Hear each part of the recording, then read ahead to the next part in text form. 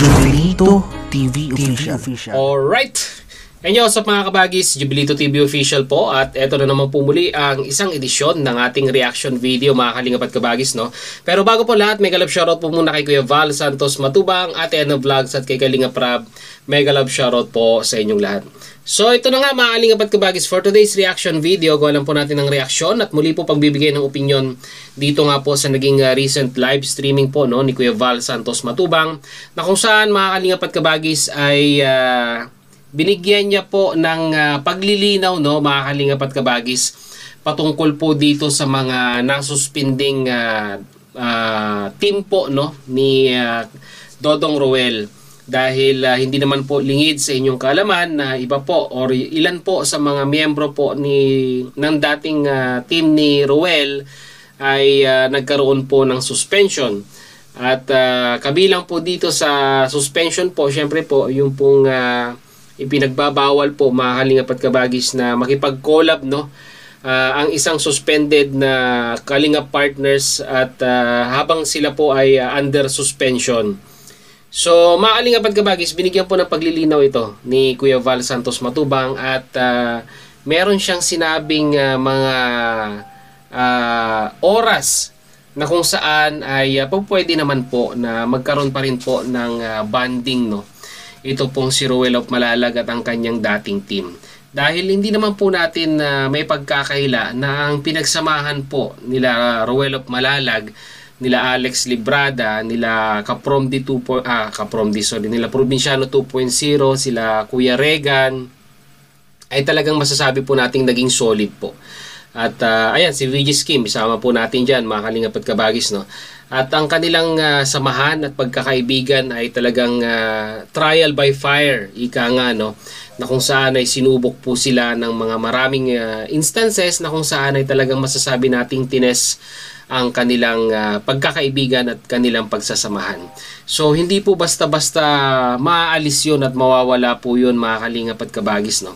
At nabanggit din po yan sa live ni Roel, na kung saan ay sinasabi niyang kahit nga daw po off-cam ay talagang yung samahan, kahit pagbalik-balik ta rin po, no, mga kalingap at kabagis, ay talagang nandyan po yan at mag-i-stay na po forever, no? At talagang tunay na samahan, pagkakaibigan ang nabuo nung sila po ay magkakasama, sila Alex Librada, sila VG Scheme, sila Kuya Regan at si Probinsyano 2.0, no, mga kalingap at kabagis, no. So hindi po natin inaalis yan kahit sino ba naman, mga kalingap at kabagis, no. Ang samahang nabuo ay talagang lalong-lalo na sa mga pagsubok ng mga dumating sa kanilang buhay, ay kailanman ay talagang babaunin po natin yan hanggang tayo po ay tumanda or kahit hanggang tayo po ay sa mamatay. Basta po tunay ang pagkakaibigan, forever po yan. At hindi po talaga basta-basta maaalis yan, mga kalingap at kabagis, na masasabi nating magkaroon sila ng bonding, di ba? At dito nga po, mga kalingap at kabagis, ay binigyan ng exemption ni Kuya Val Santos Matubang ang oras na kung saan ay inimplemented po yung suspension sa kanila, no. So sabi nga pala ni Kuya Val Santos Matubang ay working hours po, no, between 8 in the morning hanggang alas 5 po ng hapon ay hindi po pwedeng makipag-collab yung mga suspended pong mga kalingap partners na kasamahan ni Roel of Malalag. Pero pagkatapos po noon, mga kalingap at kabagis, after 5 o'clock onwards ay pwede naman po silang magbanding. Yun po ang paglilinaw na ginawa ni Kuya Val Santos Matubang, no. Para malinaw, no, mga kalingap at kabagis, panoorin po natin yung naging kwan ni Kuya Val Santos Matubang, naging clarification regarding po dito, no. Baka malito po yung mga kwan, baka malito po kasi yung mga kalingap viewers natin, baka isipin nila, oh, bakit suspended yan, bakit kasama pa rin, di ba, mga kalingap at kabagis, no.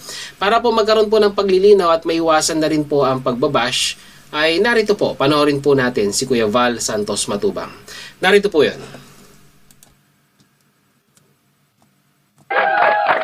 Mahal na mahal nila po ang grupo natin. Kasi po dito, walang gulo.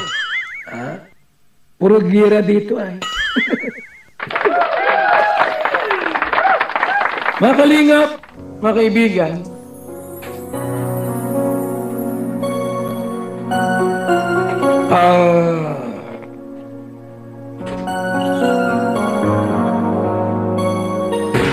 Yung mga nasuspended po, under po ng ng suspension po ng merge. Yun po ay working days yun, no, 8 hours. From 8 to 5 p.m. po ng hapon. So yun mga kalingap pagkatibagis, so malinaw po. Ang suspension ay nag-work lang po between 8 in the morning hanggang alas 5 po ng hapon, no. So yan, malinaw. Sinabi ni Kuya Val Santos Matubang po yan mga kalingap pagkatibagis. Pagpatuloy po natin. Hindi man po yung lahat 24 oras suspendido. Working days natin yon. Kung nag-charity kayo, sa upload niyo po, huwag niyong isama ang mga taong suspendido. Pero pagka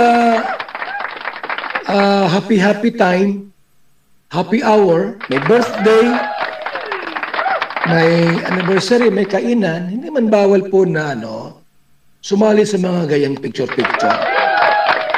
Ang bawal lang po talaga doon yung isama sa vlogs na sa oras ng trabaho ng charity. Mga kalinga. Pero pag yung mga tapos na ang trabaho mo, private hour mo na, gusto mong mag happy-happy, kung kaibigan mo yung nasuspindi, walang problema naman yan.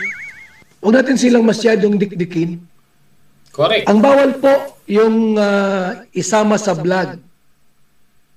Working hours, time, di ba? Makita sa live mo, makita mo sa charity works mo, naka-video, yan ang bawal doon. Pero pagka yung gabi po, panahon ng pagtulog, pamamahinga ng happiness, nag-iinom-inom kayo, nagkape-kape kayo, walang problema yun. Nasa bagaspas kayo, di ba?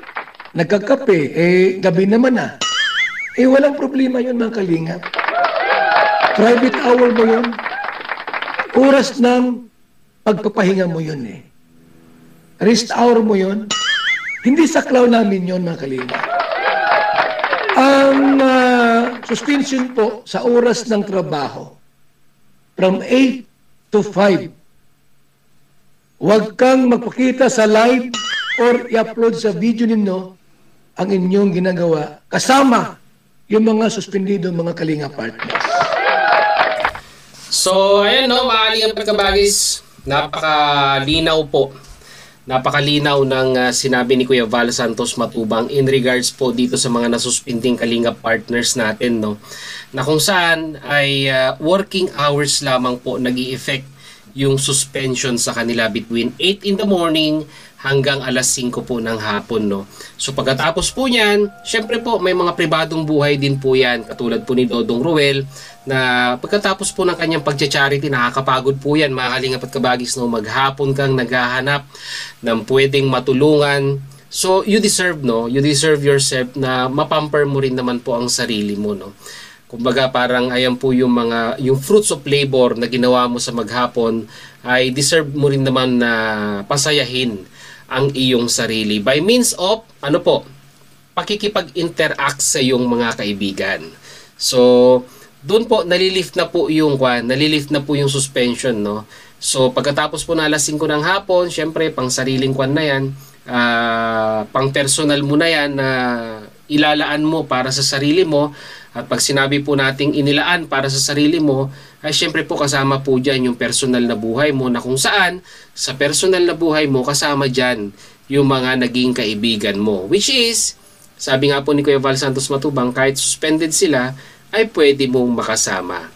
Kaya sana sa mga kalingap netizens po natin, ay wag po nating ma-misinterpret ito, mga kalingap at kabagis, na bakit si Kwan suspendido, bakit kasama pa rin. Ang ipinagbabawal po mga kalingap at kabagis ay yun pong during working hours. Let's say nag-live siya ng alas 12 ng tanghali at dun po sa live niya ay kasama niya po ang isa sa mga nasuspending kalingap partners, ay yun po yung bawal, or nag-upload siya ng video sa in between kanyang working hours at kasama pa rin yung mga nasuspinde, yun po ang bawal. So, irespeto rin naman po natin mga kalingap at kabagis yung pribadong buhay ng ating mga kalingap partners. Although kahit sabihin man po natin na nasuspindi po sila, ay karapatan pa rin po nila na sabihin nating makipag-interact sa kanilang mga kaibigan. Kagaya nga po ng mga kaibigan ni Roel na sila Alex Librada, sila BG Skim, no? Kahit off-cam or sabihin man, kasi alam nyo mga Kalingap at Kabagis, no, bakit po lumabas ang issue na ito? Kasi po, ito pong si Dodong Roel ay nag-upload, no, sa kanyang community ng isang picture na magkakasama po yung mga dati niya pong team, no, which is naganap po yan nang tapos na po ang kanyang pagcha-charity. At sabi nga po ni Dodong Roel ay wala pong makakapigil doon sa ganong klaseng samahan or pagbabanding dahil pribadong buhay niya na po yun, no. Labas na po yung buhay niya as a charity vlogger, and at the same time po ay labas din po yung pribadong buhay niya, at yun na po, doon na po nag-a-apply yung personal na gusto niyang gawin, no, mga Kalingap at Kabagis, no. At ang rules lang po ng MERD ay applicable lamang po during working hours. So sana po, no, mga Kalingap at Kabagis, maintindihan po natin yung paliwanag ni Kuya Val Santos Matubang.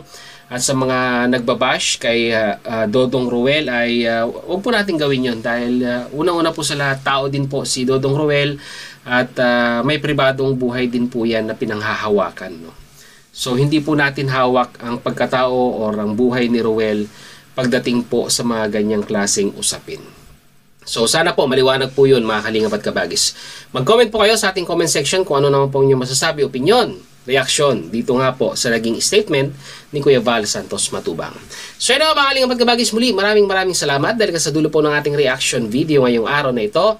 Ay nasamahan niyo po muli si Jubilito TV Official, at muli po nagpapaalala po ang inyong host sa mga hindi po nakasubscribe sa channel ni Kuya Val Santos Matubang, Ate Edna Vlogs, Kalingap Rab, Roel of Malalag. Pakisuportahan, subscribe ang kanilang mga YouTube channel. And at the same time, muli po naglalambing din po ang inyong host sa mga hindi po nakasubscribe sa channel ni Jubilito TV Official, ay pakita naman po ang subscribe button at ang notification bell para maging updated po kayo sa mga darating nating reaction videos. Once again, this is Jubilito TV Official, proud member ng Kalingap FW Organic Sponsors or Team Cause, and proud member ng Mighty Emmy Reactors and Defenders or Team MERD. As I always say, mga Kalingap and Kabagis, peace, God first. God bless po. Bye-bye!